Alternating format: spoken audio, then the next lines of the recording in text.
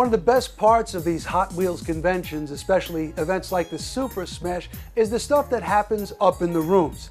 Now that's not one of those what happens in Vegas stays in Vegas type of things. It's a personal relationship that the manufacturers and the artists have with the collectors. On that note, we're up here with Tanahara, one of the big names in the business, and we're looking at some of the slickest stuff we've seen all day. Lou, what's here, man? What is it? Well, what I got here is the Sledster 2.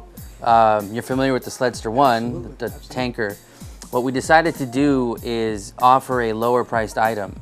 Where we're going to offer these at $24.99, and what we've done is we've taken the cab, filled in the receiver hole, and created basically, in a sense, a whole nother car. So now it's just like a simpler piece.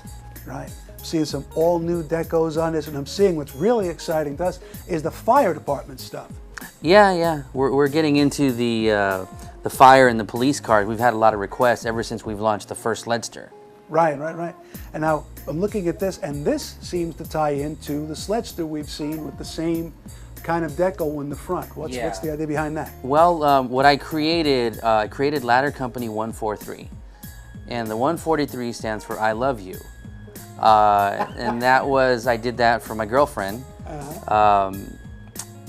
And, you know, so what I've done is all of the fire apparatus are now Ladder Company 143 as the tanker, as the fire chief, and the ladder truck. That's awesome. A little bit of sentimentality. Yeah, I just tried to throw a little bit in there, you know. That's awesome, man. That's awesome. Yeah, we've seen the Sledster, and as it turns out, now the Sledster is gone. They're all sold. They're all... Well, at this event, we still have some back at the warehouse, but at this particular event, we sold out.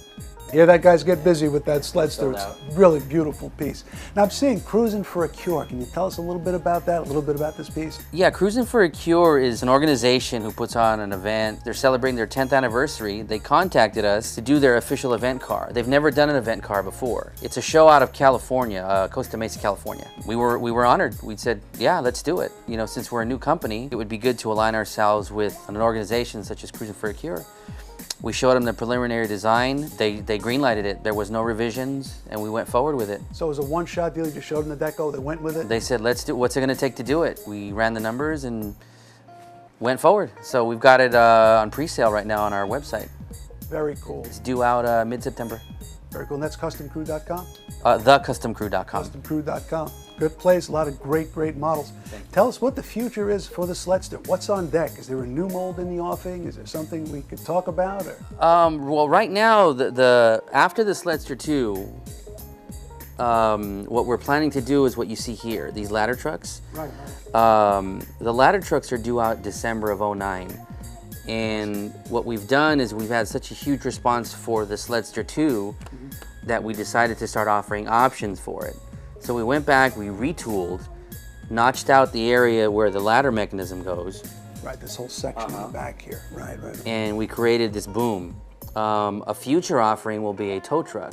You might have seen a sneak peek of it at Vegas. Okay, I had a picture out there, but not a sample. Right. So most likely in February of 2010, I'll have the prototype to that. That's a wrecker. But right now, you know, the response for the Sledster is really strong, and so we're really just extending out the variations because of the requests that we're getting. It's a really strong design. It's a great springboard for a whole lot of things. What was the inspiration for the Sledster? Because I see a lot of different elements in here. What made it all gel in your mind? You know, I've been asked that question, and I really don't know. One day I was just sitting down, sketching, and it just kind of came to me, and I went with it. I guess the inspiration was the collector community, realistically. You get a lot of feedback from collectors? Oh, yeah. I love talking to those guys. They definitely, you know, they're a big influence in my design direction. And I would always hear from collectors, you know, oh, there's nothing cool on the market. You know, and having worked at Jada before, I had a chance to work on some really cool projects. But then there was a lull, you know, after I left the company, there was kind of a lull as to what direction I was going to go. And then fortunately, I had the opportunity to do this piece, and it just came together. You know, it really just came together. Now talk about that. You mentioned Jada. I mean, you were really instrumental in a movement, the dub movement, where the cars just took on the big wheel and the low stance. Looking back, I mean, what was the inspiration for that? What brought that all up? Honestly, I've been in the automotive culture for years, many, many years. And growing up, a lot of my neighbors, my friends, they just were into custom cars. So Dub City was just my iteration of what I had seen and turned it into a product line. And you know, I was following the car culture closely, and that's what was happening in the streets. You know, the local neighborhoods, you know, the guys that couldn't get into the full-blown hot rods and really expensive cars, they would just take their Honda Civics and their trucks, you know, and their inexpensive cars and start fixing them up. You know, custom interiors, wheels, audio systems. And so that's where Dub City pretty much came from. Right. You know, it was kind of what I'd like to say, the Hot Wheel for the new collector.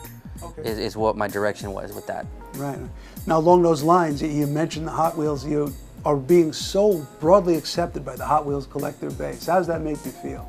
You know, it's wonderful. You know, at this particular show, there was a lot of people that had not seen the Sledster in person. They heard about it through chat forums or websites. They saw pictures on Toy Peddler and, you know, eBay, but they hadn't seen one in person. A lot of guys were just coming through here saying, okay, where is it? I need to see it. And they saw it and they're just like, oh my, I have to have it. So the response has been phenomenal for it. It really has. It's very cool. You've started a whole nother branch of collecting, this beautiful retro modern look, and good luck to you, man. You're one of the best guys in the hobby. Thank you. It's always great to see you. Yeah, Joe. Thank you for having me. Thank you.